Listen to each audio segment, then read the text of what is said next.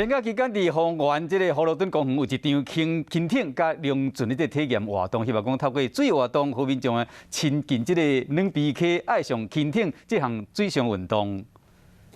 台中市运动局长和台中市议员陈清良带头穿救生衫，要来体验轻艇这项水上运动。为着要推广水下活动，当时宣导自救要领。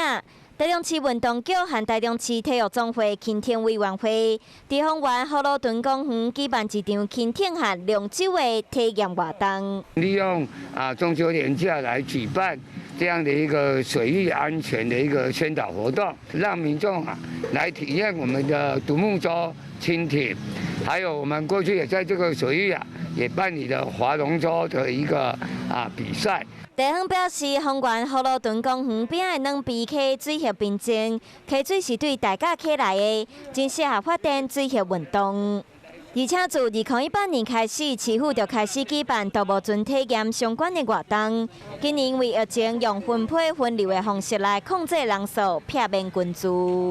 刚刚安怎？超好的啊，我这超有趣的，那个不安全的哈。对，安全呢。选手也都是有分层级的，那这个地方其实很适合就是初学等级跟基础等级的选手，像是一些国高中生，我觉得这边练一些很基础的训练，我觉得是都还蛮不错的。中秋连假头一天报名就满，主办单位希望透过这项体验活动，让民众介意水下运动，嘛更加亲近丰原这条软皮溪。